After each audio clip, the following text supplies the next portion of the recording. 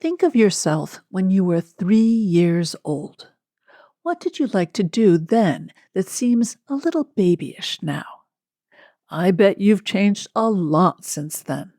The toys you play with, the books you read, the clothes you wear, those are all probably very different now. But there are other things about you that haven't changed a bit since you were 3, like your energy level and the people you love. You may even have some favorite toys and activities from when you were 3 that are still important to you. Kids grow and change over time. That's unavoidable. When friends change in different ways or at different rates, that can create tension. Take a listen.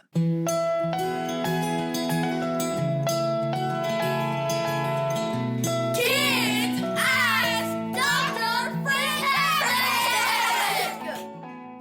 Hi there. I'm Dr. Eileen Kennedy Moore, also known as Dr. Friendtastic. I'm an author and clinical psychologist based in Princeton, New Jersey. Each week on the Kids Ask Dr. Friendtastic podcast, I answer a question from a kid about making and keeping friends. If you have a question you'd like me to answer, you can send it in at drfriendtastic.com/submit. That's drfriendtastic.com/submit. Let's listen to today's question. Hi, my name is Evie. I am 10 years old. My question is, what if my friends do more mature things than me?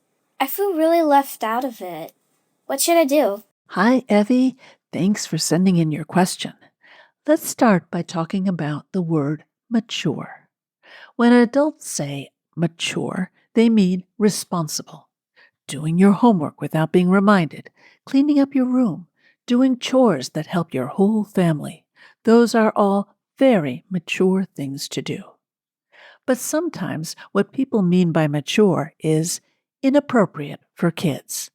That often involves stuff that's violent or stuff that has to do with boyfriends and girlfriends that adults don't think kids are ready to handle.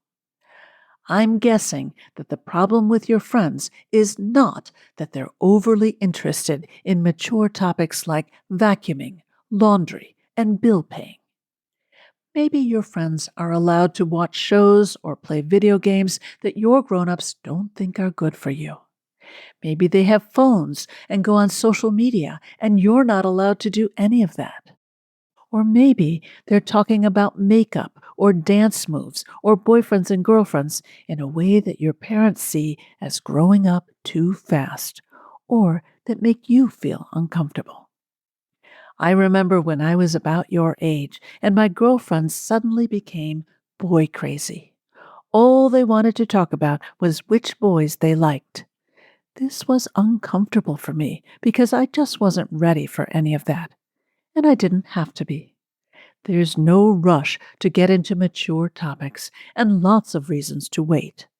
Also, being able to say no to activities that aren't good for you is a sign of real maturity. If their mature interests are a recent change for your friends, you may wish they'd go back to the way they used to be.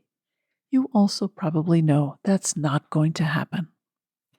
I'm going to assume that either because of your parents' rules or your own discomfort, you becoming more involved in their interests is also not a possibility right now.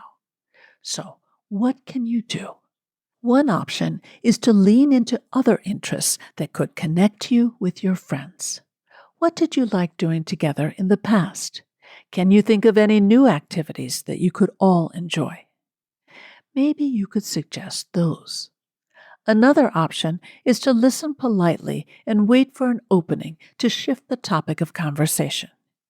You can't make your friends follow your rules, but you may be able to bring up a topic that's interesting to everyone, so at least the conversation isn't all about mature interests.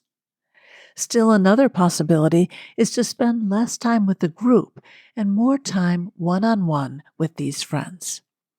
When you're with only one friend, the mature interests are less likely to come up, and it's easier to shift the topic or activity. One-on-one get-togethers are also a great way to deepen your friendships. At some point, either with an individual friend or the group, you'll probably want to talk with them about the situation. You can't forbid them from having mature interests, but you can explain how you're feeling and what you'd like them to do moving forward. You could say, I feel uncomfortable when we spend every recess with you all doing TikTok dances. How about if we play tag tomorrow? Or, I'm not allowed to get a phone until 8th grade. Could you please make sure I know about it if we're planning to get together so I don't get left out? Or even, this topic is making me feel uncomfortable. Can we talk about something else? Finally, you may want to find other friends who aren't interested in the mature topics. What do you like to do that you could do with other kids? I'm not saying you have to dump your current friends, but making more friends gives you more options. This has been Kids Ask Dr. Friendtastic. You can learn even more about friendship through my funny and practical books for kids, Growing Friendships, A Kid's Guide to Making and Keeping Friends, and Growing Feelings, A Kid's Guide to Dealing with Emotions about friends and other kids.